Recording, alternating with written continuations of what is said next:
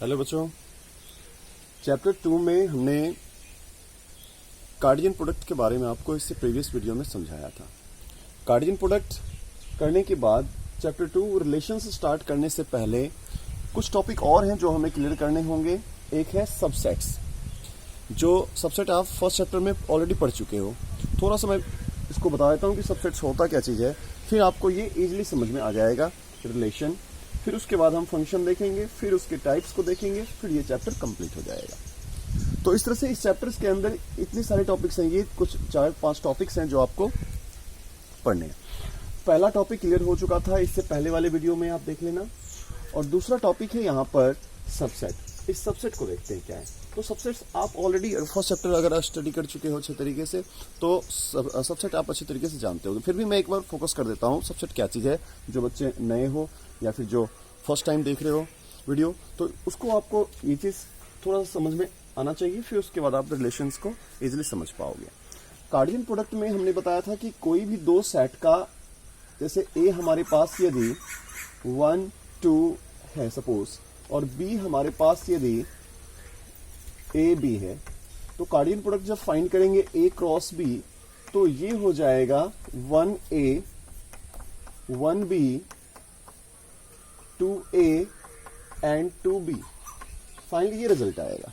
अब इस रिजल्ट में जो फर्स्ट एलिमेंट होगा वो पहले सेट का होगा, जो सेकंड एलिमेंट होगा वो दूसरे सेट का होगा। इसको बोलते हैं कार्टेशियन प्रोडक्ट, जो पहला हमने करवाया था पहले वीडियो में। उसके बाद सबसेट्स। सबसेट्स क्या होता है, तो सिंपल है, ए और बी अगर कोई दो सेट है तो ए के सभी एलिमेंट यदि बी में हो तो ए को बी का सबसेट कहते हैं। ये बात भी आप जानते हो अच्छे तरीके से। फिर से एक बार देखते हैं।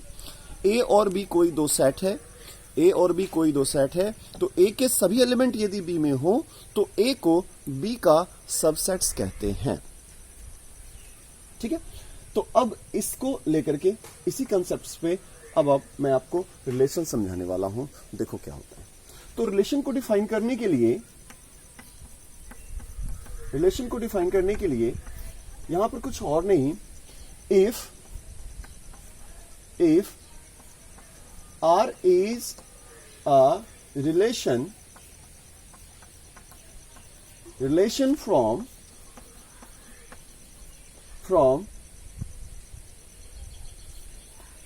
a set A to B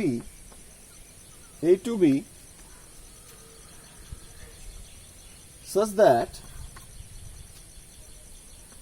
R is a subset of A cross B, या if आप लिख दो यहां पर A to B, if R is a subset of A cross B। R क्या होना चाहिए, रिलेशन क्या होना चाहिए, एक A क्रॉस B का, यानी कि ये जो आप देख रहे हो इसका एक छोटा सा पार्ट होना चाहिए। ठीक है, R क्या होना चाहिए, A क्रॉस B का एक छोटा सा पार्ट होना चाहिए। नोट करो फटाफट जल्दी। तो देखते हैं नेक्स्ट एग्जांपल। ए हमारे पास है 1, 2, 3 and B equals to 2 and 4। ये दो सेट हमने रखा है। अब यहां पे ए क्रॉस बी की बात करें तो ए क्रॉस बी आप इजीली निकाल सकते हो। ए क्रॉस बी में क्या करना है, 1, 2 पेयर लगाना है इसका, 1, 2, 1, 4, 2, 2, 2, 4, 3, 2, 3, 4 एंड सो ऑन। इस तरीके से आपने सबसे पहले पेयर लगा लेना है। लगा लिया आपने। उसके बाद देखो, रिलेशन समझने के लिए रिलेशन क्या होता है, relation is the subset of Cartesian product of two sets. तो यहां पर आपने कार्टेशियन प्रोडक्ट पहले निकाल के रख लिया ताकि आपको प्रैक्टिकली रिलेशन समझ में आए। तो यहां पे फिर देखो, R relation from A to B, जो रिलेशन है ए से बी में, उसको कुछ इस तरीके से लिखते हैं, R is to A to B. Okay, relation को लिखने का तरीका है ए से बी में कुछ इस तरह से, A to R is to A to B. फिर उसके बाद अब यहां पर हमने रिलेशन का मतलब होता है क्या, एक रूल तैयार करो। आप एक रिलेशन, कोई भी दो ऑर्डर पेयर की बात करते हो, कोई भी दो मेंबर की बात करते हो, तो वो दोनों मेंबर आपस में किसी कंडीशन के थ्रू रिलेशन में होते हैं।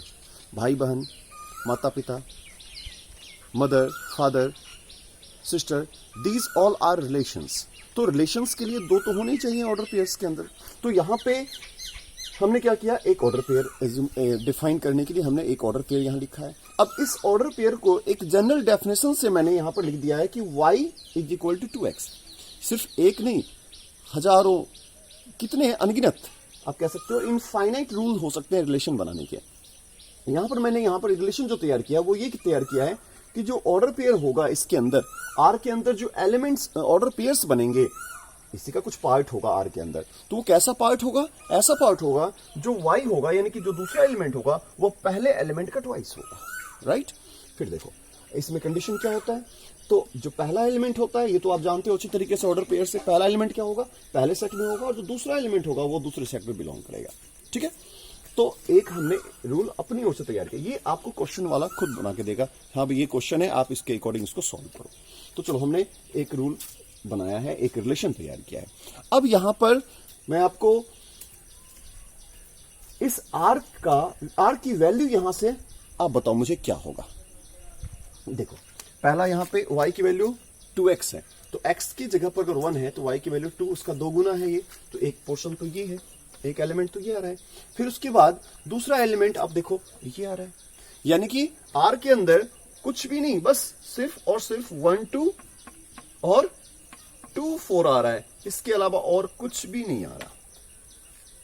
तो अब आप बता सकते हो, हमने कहा था सबसेट जरूरी है, यहां पर सबसेट का कंसेप्ट इसलिए जरूरी है क्योंकि जो आर है, क्या आर इस ए क्रॉस बी का पार्ट है या नहीं, बिल्कुल है। आर क्या है, ए क्रॉस बी का ही एक छोटा सा पार्ट है। तो आप लिख सकते हो there implies R is a subset of A cross B, क्योंकि सबसेट का क्या होता है कंडीशन, सबसेट का कंडीशन होता है ए के सभी एलिमेंट अगर बी में हो तो बी, ए को बी का सबसेट कहते हैं।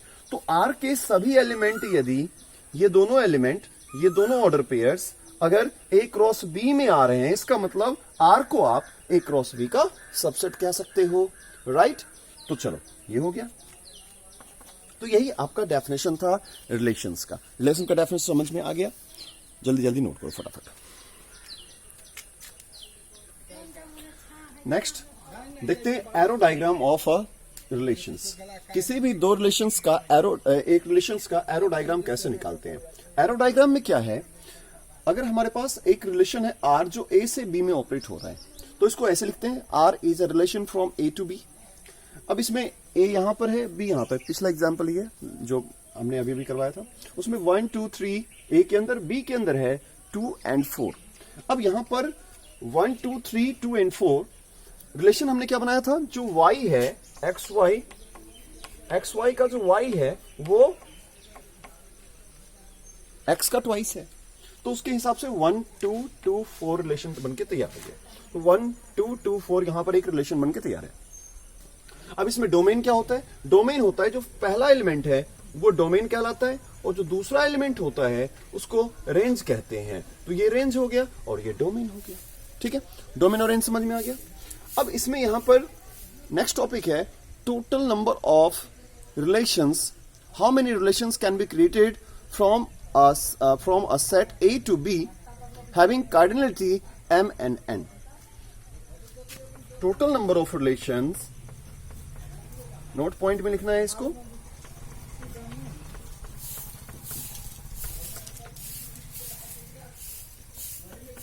टोटल नंबर ऑफ रिलेशंस, हाँ, तो total number of relations from set A to B equals to 2 to the power m into n। यहां पर 2 to the power m into n, m और n यहां पर क्या है, m is the number of cardinality of A and n be the cardinality of B। m क्या है, A के अंदर जितने एलिमेंट है वो, और n क्या है, B के अंदर जितने एलिमेंट है, नंबर ऑफ एलिमेंट्स वो। तो इसको हम कहेंगे यहां पर total number of relations from A to B।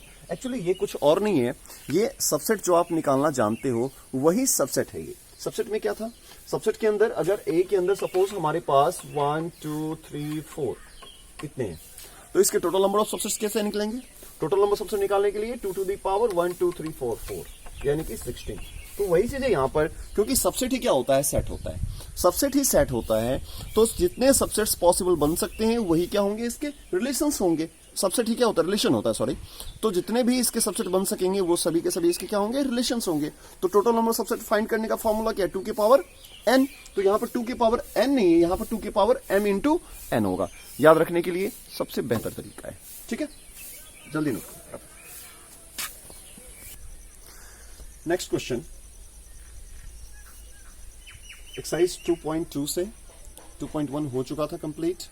2.2 से पहला क्वेश्चन है, ए कोई सेट है 1 2 3 डॉट डॉट टू 14 को होल्ड करता है।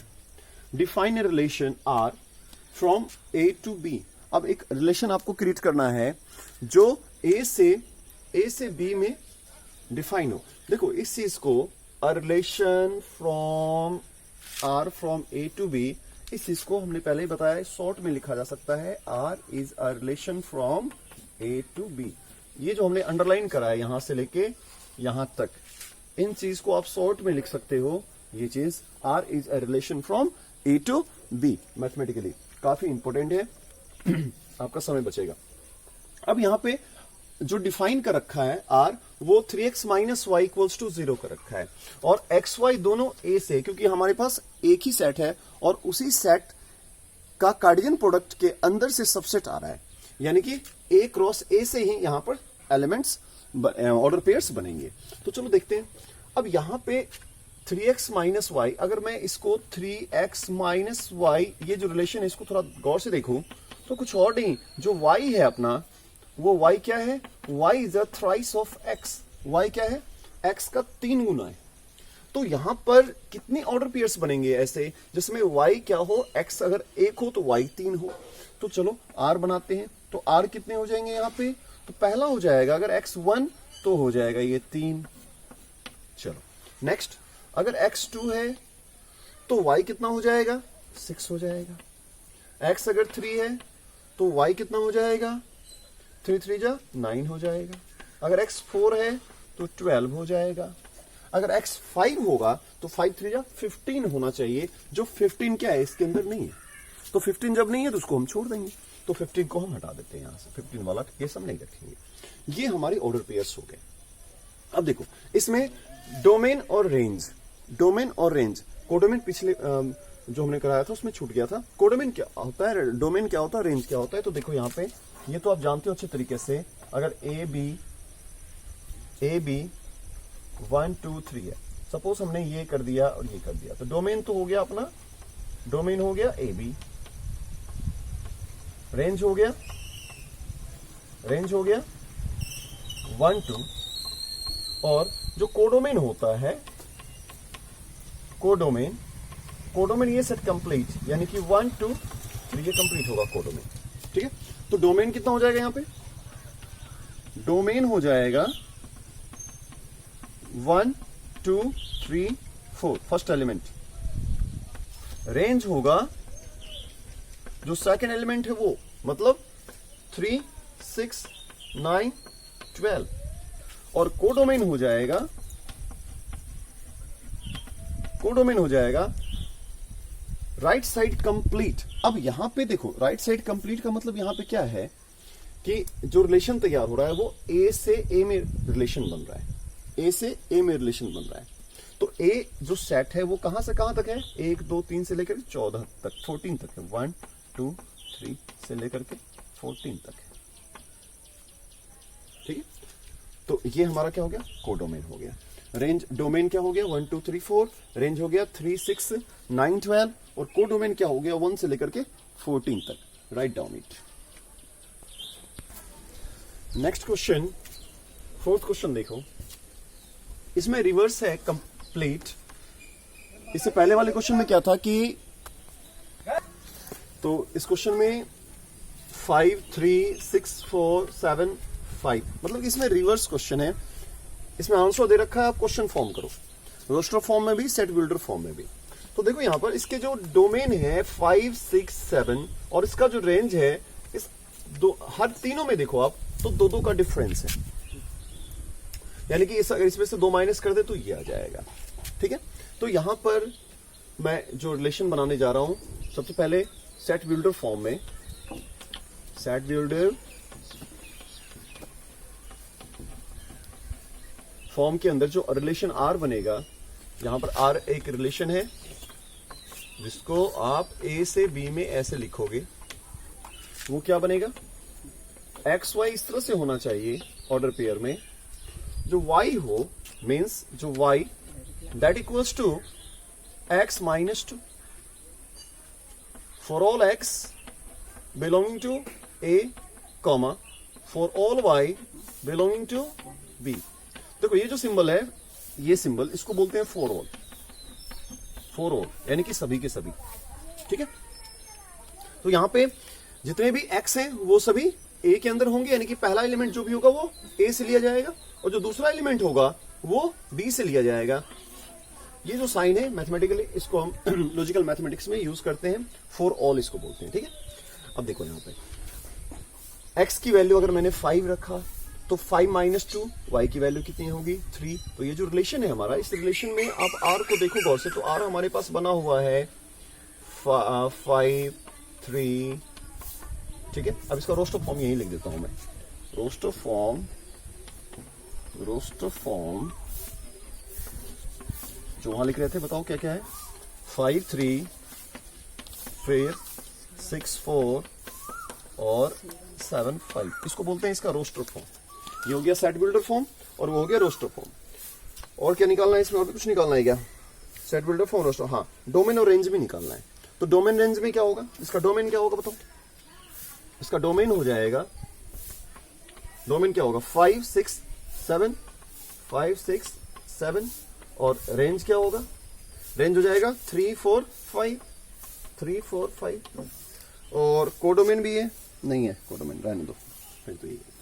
तो ये क्वेश्चन आपका 4th कंप्लीट हो गया, नोट करो इसको। Next question, in set A equals to XYZ, in set B equals to 1 and 2. How many total number of relations can be created by these two sets? Total number of relations